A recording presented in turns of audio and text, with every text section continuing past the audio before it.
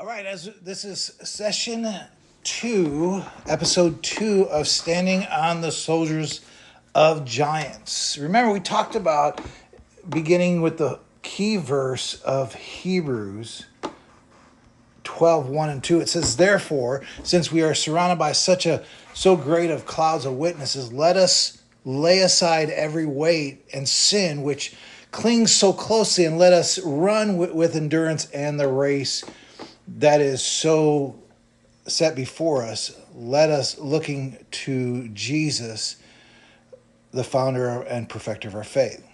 So we talked about a lot of things with this. So I just want to begin with this. Number one, Giant shows us that God can use imperfect people. Isn't that true? When God looks at you and me, we are imperfect beings. So when you look at Hebrews 11, we see people who accomplish extraordinary things through faith.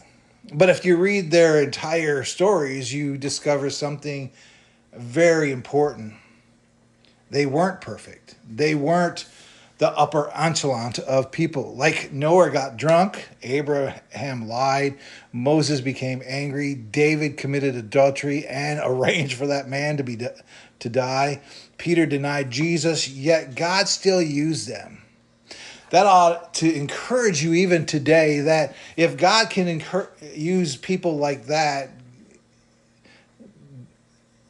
God can actually use you as well.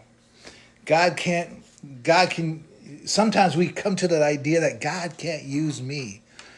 But in many instances, God uses the broken, the downright, because he demonstrates his grace through them. 1 Corinthians 27:29 in the ESV, it says, "But God shows what is foolish in the world to shame the wise. But God shows what is weak in the world to shame the strong." God doesn't need what you have to perfect the past. He needs you to surrender your future. Have you ever used a broken pencil?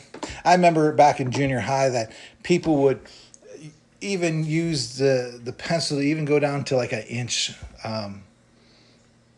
small. But most people would say it's ruined, it's not useful. But a carpenter might say, I can still use that. A creative artist might say, I can't make something with that. The value isn't always determined by what something has been through. Sometimes the value is determined by what holds it. See, the truth of the matter is you may have been broken. You may have been destroyed. You may have come to the brink of the end.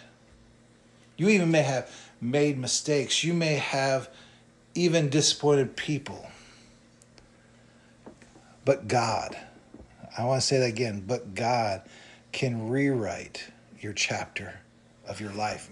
But God can do something different. But God can do something else.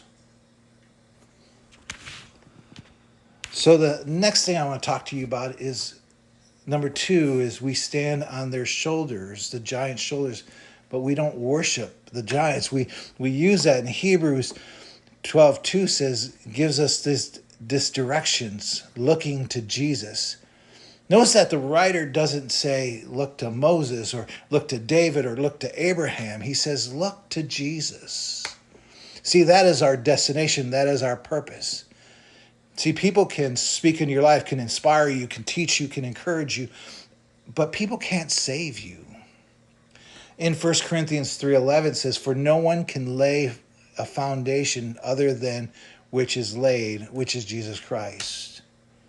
Your foundation cannot be another preacher. It cannot be your mother. It cannot be your father. It can't even be the saints of your family, the grandparents, the grandfather, the grandmother. It can't even be your Sunday school teacher that you had from long ago. The foundation has to be Jesus Christ. I want you to think about the many bridges that you may have crossed throughout your life. Imagine crossing that bridge and you appreciated the engineers, you appreciated the workers that built it, you appreciated the people who maintain it. But when you cross the bridge, you're not trusting the engineer to hold it up. You're not trusting the builders or even the person that engineer people.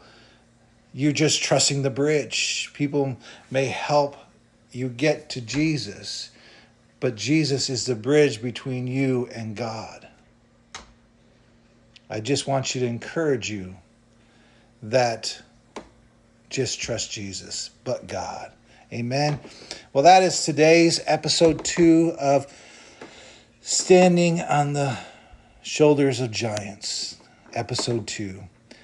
So I'll see you next time for episode 3. So have a great day. God bless you. Love you guys. This is Tim, Preacher Man Hammy. God bless you for episode 2 of Standing on the Shoulders of Giants.